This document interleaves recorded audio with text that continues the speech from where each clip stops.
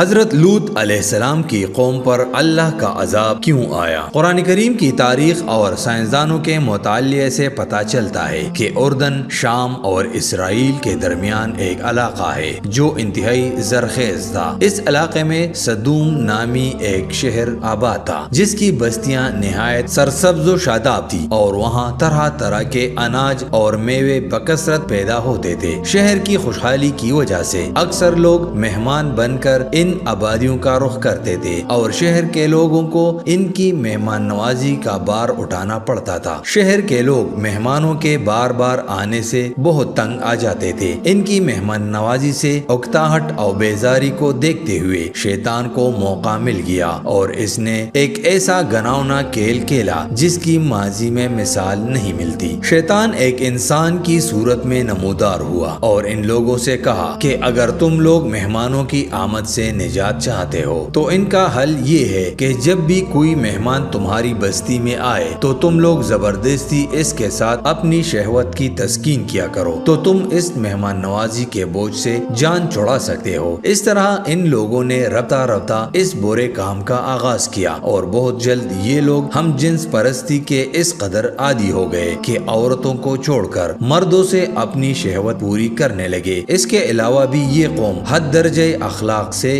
گر گئی کہ یہ مسافروں کو بھی لوٹتے تھے، سرعام دھوکہ بازی کرتے تھے۔ غرض یہ کہ سب برائیاں اس قوم میں پائی جانے لگی اور ان میں سے گھٹیا کام ہم جنس پرستی کا تھا جس میں یہ قوم مبتلا ہو چکی تھی۔ کوئی بھی محفل اس کام کے بغیر ادھوری سمجھی جاتی تھی۔ خاص کر مسافروں میں سے کوئی خوبصورت لڑکا ہوتا تھا تو یہ لوگ اکثر اسے شکار بنا لیتے۔ قرآن کریم میں بھی ہے کہ تم وہ بے حیائی کرتے ہو جو تم سے پہلے جہاں بھی کسی نے نہیں کی۔ تم عورتوں کے ہوتے ہوئے مردوں کے پاس جاتے ہو بلکہ تم حد سے گزر چکے ہو۔ حضرت لوط علیہ السلام کی یہ اصلاحی باتیں سن کر ان کی قوم نے انتہائی بے باکی اور بے حیائی کے ساتھ جو کچھ کہا وہ قرآن کریم کے سورہ حجرات میں مذکور ہے کہ اس کی قوم کا کچھ جواب نہ تھا مگر یہی کہنا تھا کہ ان کو اپنی بستی سے نکال دو، یہ لوگ تو پاکیزگی نہیں چاہتے ہیں۔ لیکن حضرت لوط علیہ السلام نے دل جمی کے ساتھ تبلیغ جاری رکھی اور آپ کی محنت کی وجہ سے کافی لوگ ایمان لے آئے، لیکن اکثریت ابھی بھی منکرین میں سے تھی اور اس برائی میں حضرت لوط علیہ السلام کی پہلی بیوی وائلہ بھی مبتلا تھی۔ جب اس قوم کی سرکشی کی حد نہ رہی تو اللہ تعالیٰ نے عذاب بھیجنے کا فیصلہ کیا تو حضرت جبرائیل علیہ السلام نے چند فرشتوں کے ہمراہ لے کر حضرت ابراہیم علیہ السلام سے ملنے کے بعد رخصت ہو کر حضرت لوط علیہ السلام کے پاس پہنچے۔ یہ سب فرشتے بے حد حسین اور خوبصورت لڑکوں کی شکل میں تھے۔ ان مہمانوں کی حسن و جمال کو دیکھ کر اور اپنی قوم کی بدکاری کا خیال کر کے حضرت لوط علیہ السلام فکرمند ہو گئے۔ تھوڑی ہی دیر میں قوم لوط کے مردوں نے لوط علیہ السلام کے گھر کا محاصرہ کر لیا اور بدترین فعل کے ارادے سے دیوار پر چڑھنے لگے۔ حضرت لوط علیہ السلام نے نہایت دلجمی کے ساتھ لوگوں کو سمجھانا اور ان گھناؤنے کام سے منع کرنا شروع کر دیا مگر یہ باغی اور سرکش قوم اپنے کام سے باز نہ آئی۔ حضرت لوط علیہ السلام نے اپنے مہمانوں پر دروازہ بند کر دیا مگر وہ آئے اور انہوں نے دروازہ توڑ دیا اور اندر داخل ہو گئے۔ حضرت جبرائیل علیہ السلام نے اللہ کے حکم سے ان کی آنکھوں پر ضرب لگائی تو وہ لوگ اندھے ہو گئے۔ انہوں نے کہا کہ اے لوط تم ہمارے پاس جادوگر لے کر آئے ہو۔ انہوں نے بڑی دھمکیاں دی اور آپ علیہ السلام بھی دل میں فکرمند رہے جب یہ مہمان چلے جائیں گے تو میری امت مجھے اذیت دے گی۔ فرشتے اب تک یہ منظر خاموشی سے دیکھتے رہے تھے۔ جب ان باغیوں کی گستاخی اور حضرت لوط علیہ السلام کی پریشانی اور بے بسی کے انتہا ہو گئی تو جبرائیل علیہ السلام گویا ہوئے کہ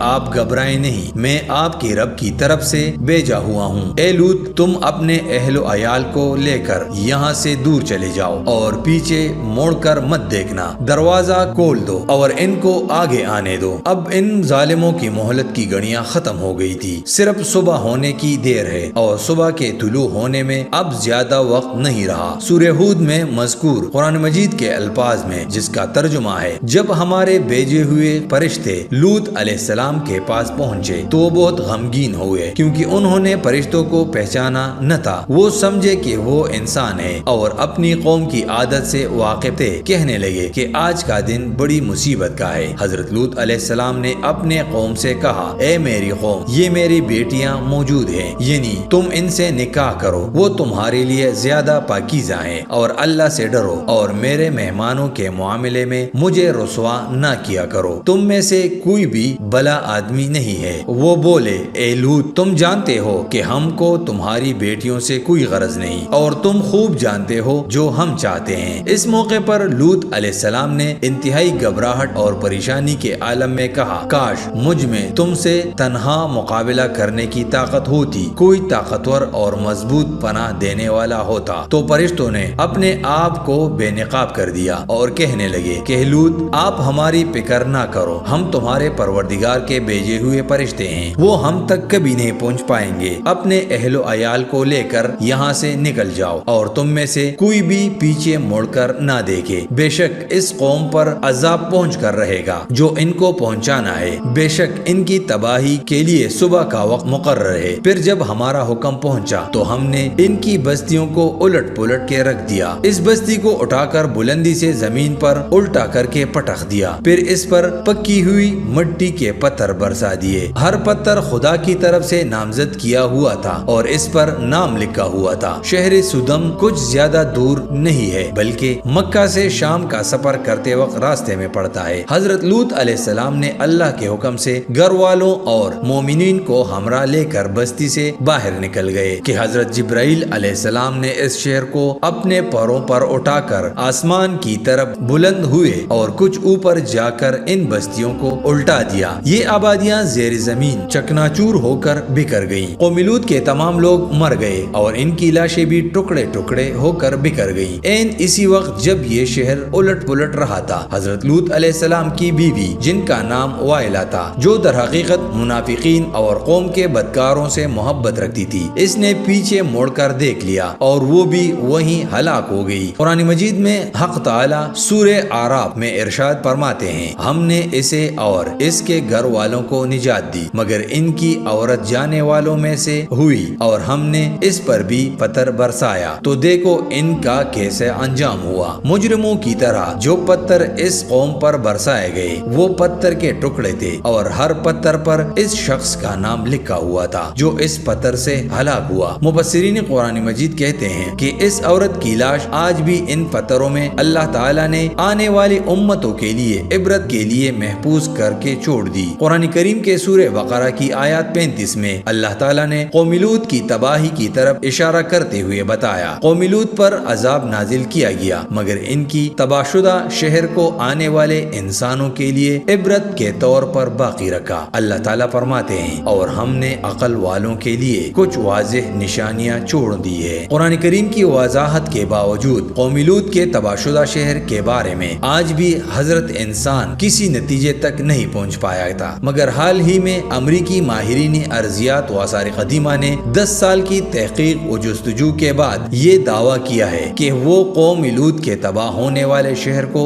دریافت کرنے میں کامیاب ہو گئے۔ امریکی تحقیقاتی مشن کے سربراہ سٹیفن کوہن کا کہنا ہے کہ ان کی تحقیقات کا نتیجہ سامنے آیا تو وہ خود بھی حیران رہ گئے۔ سدوم شہر میں زندگی یکدم ختم ہو گئی تھی، اور غور کیا جائے تو یہی 1400 برس پہلے قرآن کریم میں بھی بتایا گیا تھا کہ جب اس شہر کے باسی اپنے عیش و عشرت اور سرکشیوں میں حد سے گزر گئے تو ایک رات کو اللہ تعالیٰ کے حکم سے حضرت جبرائیل علیہ السلام نے اس پوری بستی کو الٹا کر رکھ دیا اور یہاں پر یکدم زندگی کا خاتمہ ہو گیا۔ امریکی ٹیم نے اس شہر کے 2 حصوں کی نشاندہی کی ہے، جبکہ آج سے 14 صدیوں قبل قرآن کریم میں بھی اس کی 2 حصوں کی نشاندہی کی ہے۔ وہ تمام نشانیاں پوری ہوئی ہیں جو 1400 برس قبل قرآن کریم میں اللہ تعالیٰ نے بیان فرما دی تھی۔ حضرت لوط علیہ السلام کی بیوی کو عبرت کا نشان بنا دیا گیا، بعض روایات کے مطابق پتھر کا بنا دیا گیا، اور اس کا بت ابھی بھی بحیرہ مردار کے پاس موجود ہے۔